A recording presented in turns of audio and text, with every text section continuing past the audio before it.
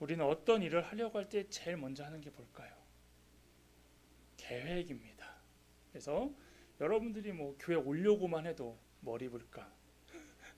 그리고 뭘 신을까? 어떤 우산을 쓸까? 이러면서 그런 작은 이런 계획들을 해 나가는데, 계획은 주어진 시간에 대하여 효율적으로 사용하는 것도 있지만 또 그것을 이루기 위하여서 되게 철저하게 세워갑니다.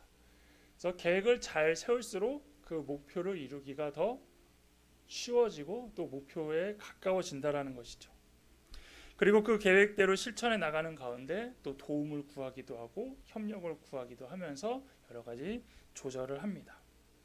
목회도 마찬가지입니다. 교회가 그냥 매주 설교하고 그러는 것 같아도 어떤 행사를 하든지 또 어떤 절기를 지키는지 해서 표어를 정하고 그것에 맞게 교회가 또 계절과 상황에 맞게 훈련도 하고 이렇게 1년을 꾸려 나간다라는 것이죠.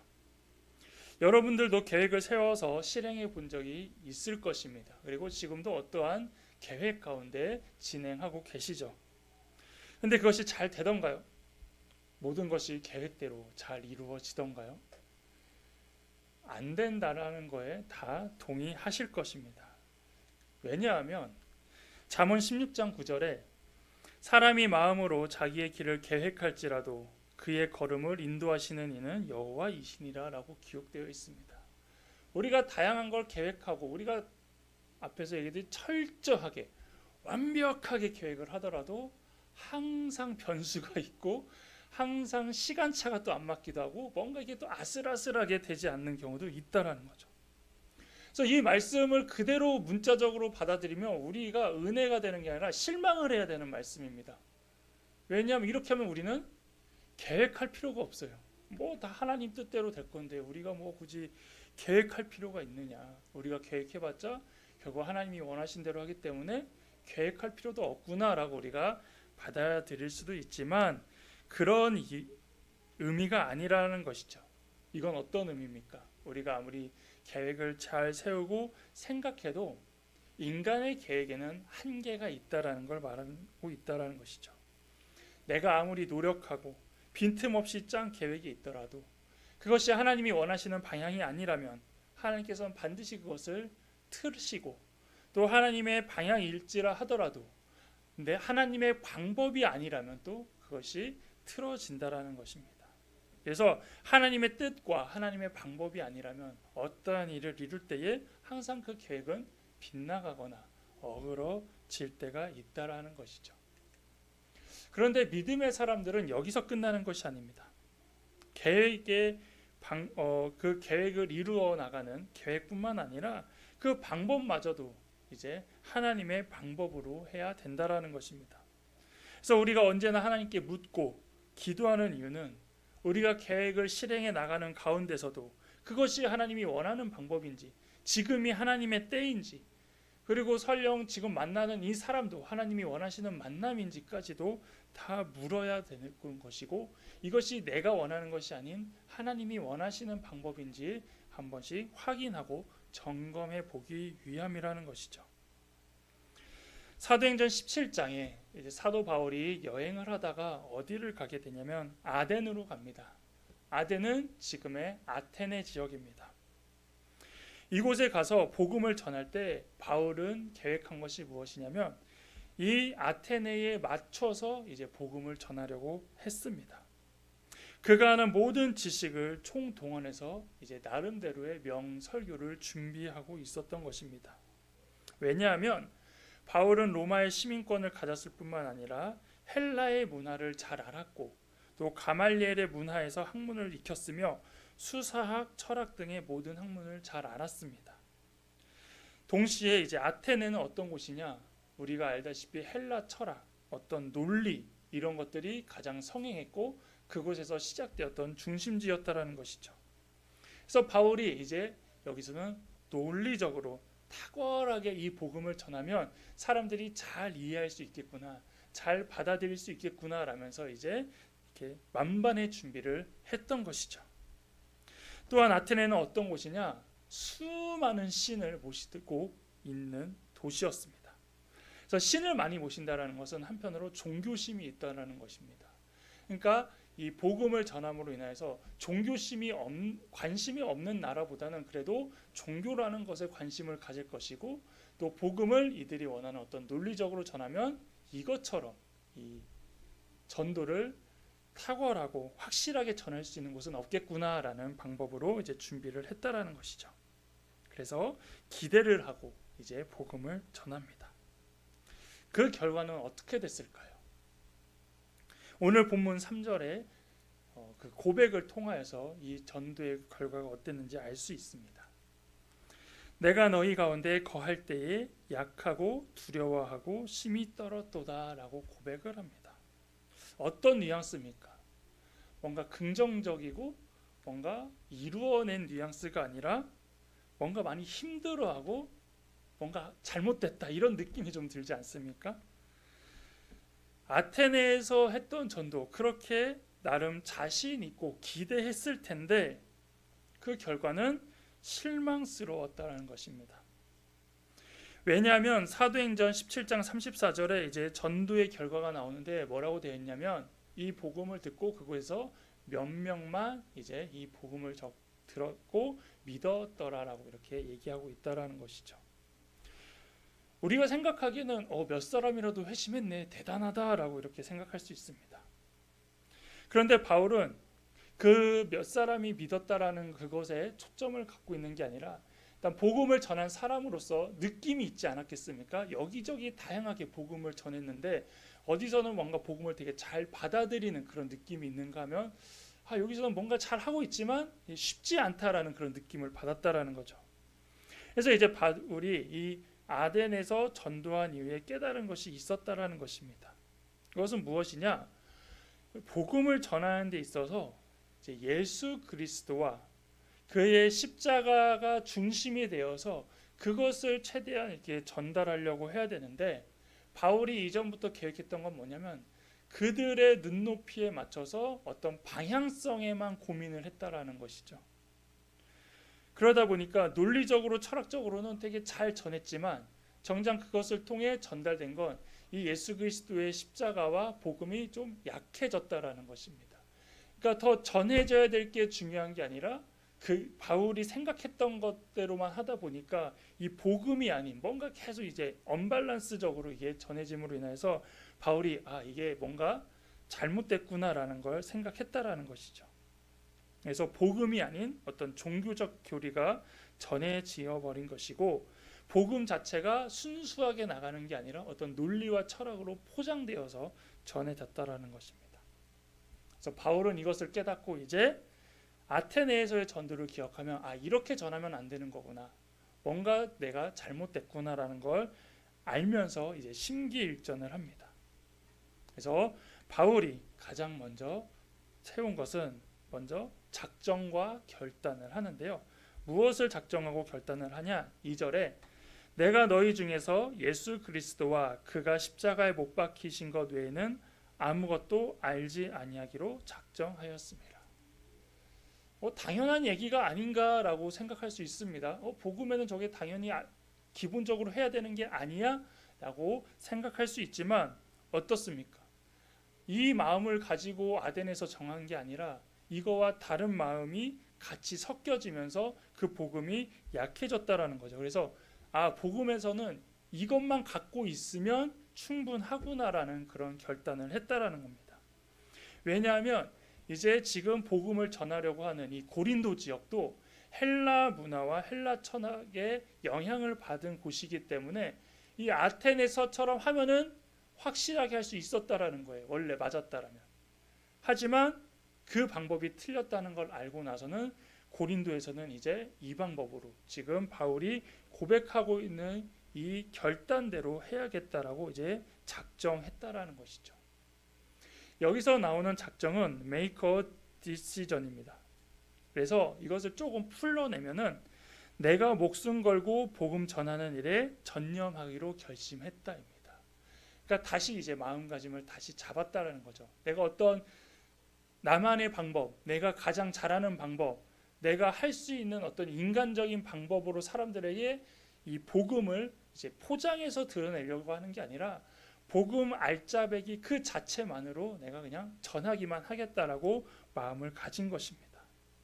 그래서 바울에게 이 결단과 같이 생긴 게 바로 이제 절박함과 간절함이 생긴 것입니다. 왜냐하면 이 복음을 제대로 전하지 않으면 지금 바울이 하고 있는 이 사명은 거칠에 불과할 뿐이고 그냥 하나님 보시기에 그냥 전도하는 사람으로밖에 끝나지 않기 때문이죠. 그래서 이제 이렇게 작정하고 고린도에서 복음을 전했다는 것이 사도행전 18장 5절에 나옵니다. 실라와 디모데가 마게도냐로부터 내려오매 바울이 하나님의 말씀에 붙잡혀 유대인들에게 예수는 그리스도라 밝히 증언하니 라고 하면서 아예 그냥 예수는 그리스도입니다 라는 그 복음에 있는 그 자체를 전했다라는 것입니다. 자, 이렇게 바울의 모습을 보면서 뭐 실수할 수도 있지, 실패할 수도 있지, 이렇게 절박함을 가지면서까지도 그렇게 바뀌어야 되나라는 그런 생각을 할 수 있다라는 것이죠. 그래서 그냥 좋게 생각하면서 아테네 사람들은 뭐 복음을 잘 안 받을 수도 있다라고 우리가 생각할 수도 있지만, 우리도 신앙생활을 하는 가운데 있어서 하나님의 믿음에 대해서는 좌로나 우로나 치우치지 않아야 하지만 우리가 그것을 실행하고 행위를 하는 데 있어서는 차든지 뜨겁든지 하라고 하는 말씀처럼 열정을 가지고 집중을 해야 할 때, 그리고 간절함이 있어야 될 때 그 행동이 드러날 수 있다라는 것이죠. 그래서 우리가 신앙생활을 할 때 최선을 다해라고 하는 건 뭐냐면 대충 하는 것 자체가 벌써 우리의 마음과 우리의 생각이 들어가 있다라는 것이죠. 언제 대충 하게 됩니까? 내가 좀 피곤하고 내가 좀 힘들고 내가 여건이 안 되고 그러면서 그래도 하는 게 어디야? 그래도 하나님은 이걸 기뻐하시겠지라면서 내가 원하는 방법대로 하기 시작하면서 이제 잘못되고 있다라는 것이죠. 그래서 바울은 이제 그것을 바로 알아채고 이제 다시 열정적으로 하나님이 원하는 대로 이제 집중해서 하게 되었다라는 것입니다. 이 부분을 놓고 저도 한번 생각해 봤습니다. 나에게 목회의 열정은 언제 생길까? 목회자가 언제 힘들다고 생각하세요? 사람들이 보면 목회자는 되게 이제 힘드시죠라고 얘기하는데 그 힘듦이 어디서 나타난다고 생각하세요? 새벽에 일찍 일어나야 될 때, 아니면 설교가 잘 안 써질 때, 또 스트레스가 쌓일 때, 돈이 없을 때, 이렇게 제가 살짝 속마음을 내면서 얘기할 수 있겠지만, 저는 가장 힘들었을 때가 언제냐면 들을 사람이 없는 설교를 준비할 때였습니다. 이게 듣는 사람이 없는 곳에서 설교하는 것도 힘들지만 이제 들을 사람이 없는 곳에서 설교를 준비하는 것은 더 힘들다는 것이죠. 그래서 어떤 생각을 했냐면 이거 듣지도 않는 설교를 내가 왜 열심히 준비하고 있지? 이런 생각을 이제 했었다는 거죠. 그래서 아무도 듣지 않는 설교를 이제 준비한다는 게 이제 멘붕이 오는 겁니다. 이거 얼마나 많은 갈등을 하겠어요. 하나님, 목회자니까 설교는 써야겠는데 이거 준비하면 뭐야, 들을 사람도 없는데 하나님만 들으실 텐데 이거 해야 됩니까? 이렇게 생각을 했다는 거죠. 그런데 이제 이 가운데 어떤 게 옵니까? 절박함이 오는 거예요. 절박하면 이제 이 생각이 바뀌기 시작합니다. 뭘로 바뀝니까? 이제 기대로 바뀐다라는 겁니다. 하나님께서 언제 누구를 교회에 보내주실지 모르잖아요. 그때는. 그리고 대충 만약에 정말 아무도 올 거라고 생각하지 않고 대충 설교를 준비하면서 하는데 정말 한 분이 오시고 두 분이 오셨는데 준비한 설교를 바꿀 수는 없잖아요. 갑자기. 이렇게 되면 이제 큰일 나는 거거든요. 그러니까 항상 누군가 오겠지, 그리고 누군가 듣겠지라는 그 기대를 가지고 그 절박함을 가지고 이제 설교를 준비하게 되었다라는 겁니다. 만약 설교를 대충 준비했다라면 다시 올까요? 저 목사 저러니까 아무도 안 듣지 이러지 않을까요? 오셨을 때. 또한 저희 설교가 또 유튜브로 나가고 있습니다. 이건 무슨 얘기냐? 누군가는 다 공개됐다라는 것입니다. 물론 조회수는 많이 안 나오더라고요. 조회수는 많이 안 나오지만 이게 한번 유튜브에 올라가 있으면 이게 영원히 남아 있거든요. 그 자리에. 그러면은 누군가는 그걸 듣는다라는 겁니다. 함께 하는 교회를 검색했는데 갑자기 함께 가는 교회를 검색해서 잘못 눌러서 우리 교회를 눌렀다든지, 아니 함께 가는 교회 검색했는데 이제 자기가 원하는 교회가 아니라 어디에 다 눌러봐서 또 어떻게든 검색하든지 해서 저나 이제 김 목사님께 이제 뜨지 않겠습니까? 그래서 뭐 한번 실수로라도 들었는데 이게 딱 들으면 알잖아요. 이게 은혜가 될 수도 있고 이 설교가 좀 그런데 이럴 수도 있다라는 거 아닙니까?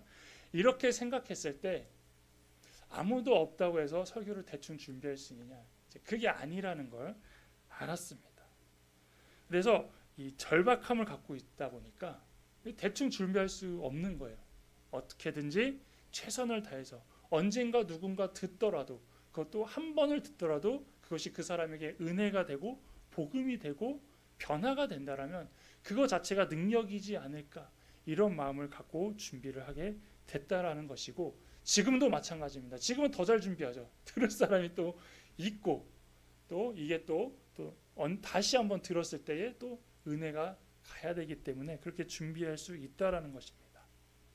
또한 우리도 마찬가지입니다. 여러분들도 항상 우리가 설교에 뭐 합니까? 결단 기도를 하지 않습니까?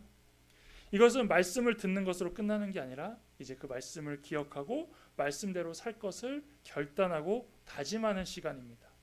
이것은 주신 말씀 너무 감사합니다. 저에게 너무 필요했어요. 너무 평화가 찾아와요. 그냥 이걸로 위로받는 시간이 아니라 이제는 그 뜻에 따르도록 살겠다. 그리고 그렇게 살도록 인도해 주십시오. 그리고 지금은 이렇게 좀 하나님이 원치 않는 방법대로 살았지만 오늘 주신 말씀처럼 살아가도록 이제 다짐하겠습니다. 하면서 그 절실함을 촉구하는 시간이 되셔야 되는 것입니다. 자, 그래서 이렇게 이제 작정을 했다라면 뭘 해야 되냐면 이제 성령님과 함께하여 주님 인도하심에 따라 순종하면 되는 것입니다. 그래서 바울이 이제 앞서서 예수와 그리스도 그리고 십자가를 전하겠다는 그 결단 가운데 이제 어떤 순종을 하냐? 4절과 5절입니다. 내 말과 내 전도함이 설득력 있는 지혜의 말로 하지 아니하고 다만 성령의 나타나심과 능력으로 하여 너희 믿음이 사람의 지혜에 있지 아니하고 다만 하나님의 능력에 있게 하려 하였노라 라고 하면서 논리적으로 철학적으로 그래서 니네가 듣기 좋은 말로 해주는 게 아니라 정말로 성령의 인도하심에 따라서 있는 그대로를 전한다. 하나님의 방법대로 전하겠다라고 이제 말을 하고 있다라는 것입니다. 많은 사람들이 하나님이 주신 비전과 목적에는 집중을 합니다. 그래서 하나님 저 어떻게 해야 됩니까? 라면서 이런 어떤 목적, 하나님의 뜻은 무엇입니까? 라는 그런 계획에 대해 집중하지만 그 과정을 묻는 사람은 거의 없다라는 것이죠. 어떻게 해야 되는지, 어떤 방법이 있는지, 어떤 사람을 만나야 되는지 그런 거에 대해서는 우리가 기도할 때 조금 내용이 약하다는 겁니다. 그래서 이제 시간이 걸리고 실패한다라는 것이죠. 하나님께서 목적을 알려주셨으니 그 방법대로 하나님이 인도하시면 그냥 순종하면 따라만 가면 이제 그대로 쫙 이루어질 수 있는데 이때 이제 내 생각과 내 교만이 드러나면서 문제가 생기기 시작하고 이제 조금씩 이제 틀어지면서 시간이 걸린다라는 겁니다. 그래서 결단은 하나님이 주시는 목적뿐만 아니라 하나님이 원하시는 방법에 따르겠다는 동의까지도 포함되어 있습니다. 그래서 우리가 여러분 결단하십시오. 아니면 제가 결단하겠습니다라고 말하는 그것에는 이제부터 하나님이 이 계획과 뜻에 인도하시는 방향에도 내가 순종하겠다는 그 모든 동의가 포함되어 있다라는 것입니다. 모세를 보겠습니다. 모세가 사명 받은 후에 하나님께서 주신 명령이 무엇입니까? 바로 왕 앞에 서라는 걸 명령합니다. 근데 모세가 바로 간다고 했나요? 결단을 했음에도 불구하고 저 그거 못 하겠어요. 저 말도 못 해요. 저 거의 못 써요. 어떻게 해요? 하면서 고민하고 두려워했다라는 겁니다. 왜요? 이미 하나님의 뜻대로 하기에는 결단을 했지만 내가 바로 왕 앞에 선다는 건 내 계획과 내 생각이 있기 때문이죠. 그러니까 이제 이 방법으로 하니까 두려워하는 겁니다. 하지만 하나님께서는 어떻습니까? 그 방법도 알려주셨잖아요. 그냥 가서 아론 데리고 가라. 그 앞에서 뭐 지팡이를 던져라. 네 품에 손을 넣어라. 이런 거 다 알려주시지 않았습니까? 그래서 그 말 그대로 이제 모세가 따라가서 바로왕 앞에 서서 하나님이 시키시는 그대로 하자 역사가 일어나기 시작했습니다. 그리고 이미 이제 그때부터 출애굽은 시작이 된 거라는 것이죠.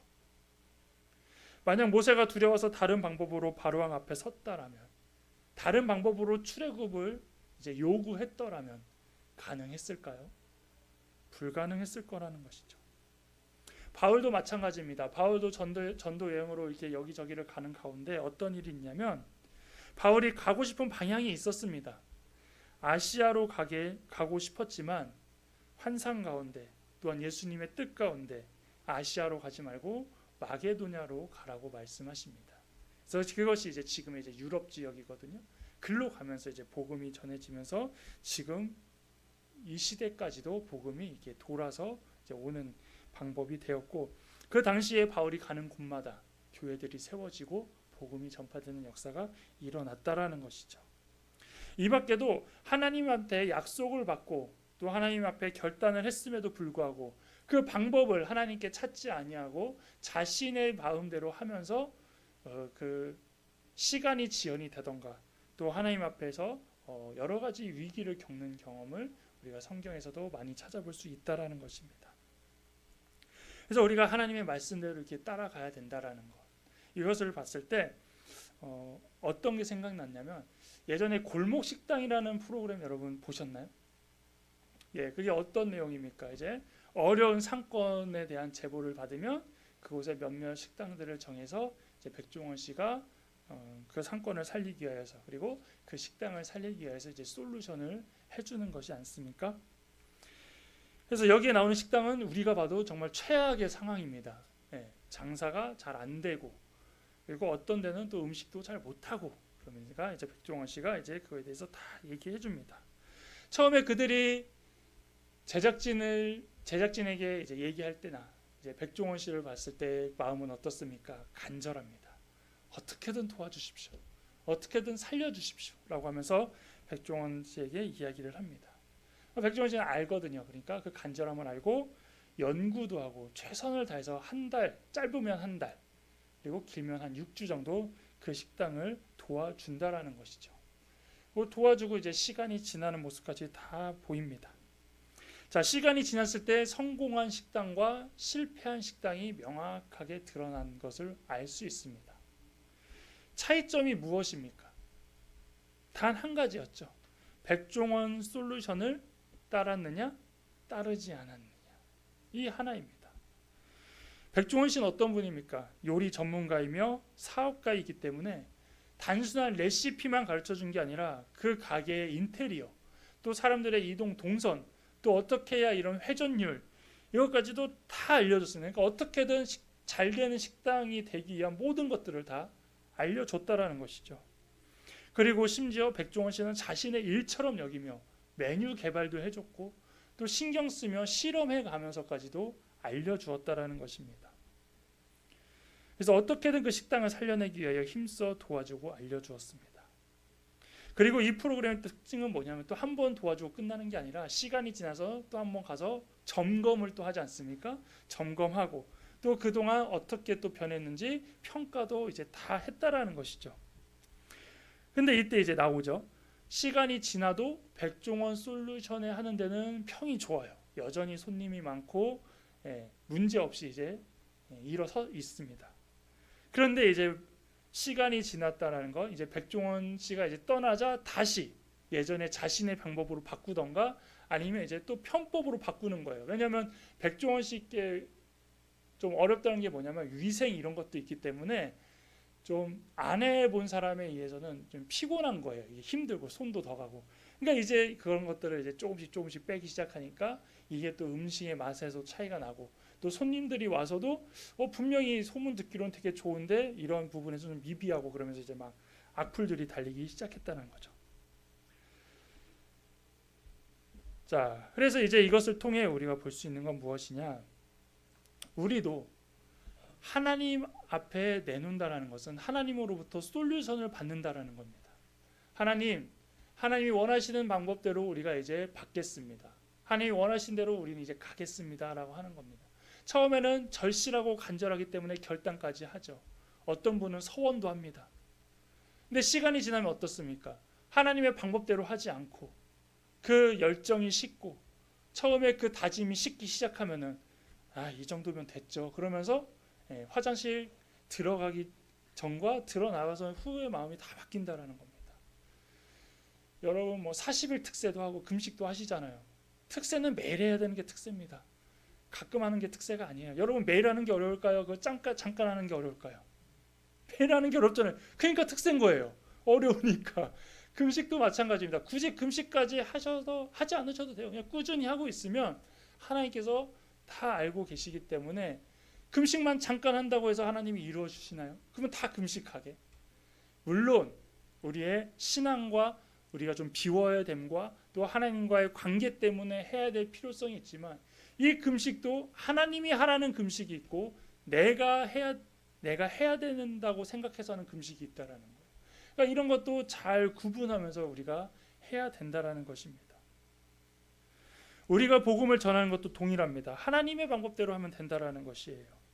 복음을 누구나 전할 수 있는 것은 복음은 세상의 논리로 설명할 수 없는 만큼 단순하기 때문입니다. 이 자리 가운데 여러분 복음 못 전하는 분 계세요? 다 전하실 수 있다라는 거예요. 근데 못한 이유는 뭡니까? 방법에 대해서 이제 그걸 내 나름대로의 생각을 갖고 있기 때문에 그렇다라는 것입니다. 저도 제일 두려워하는 게 전도예요. 제일 못하는 게 전도예요. 근데 그냥 해요. 네. 왜냐하면 그것은 하나님이 하시는 거기 때문이거든요. 복음 그 자체로 능력이 되기 때문이거든요. 저도 하나님께 항상 기도하는 게 그거예요. 하나님, 부족한 종입니다. 그리고 항상 설교하기 전과 설교하고 나서의 느낌이 항상 다릅니다. 설교 전에는 저도 잘 준비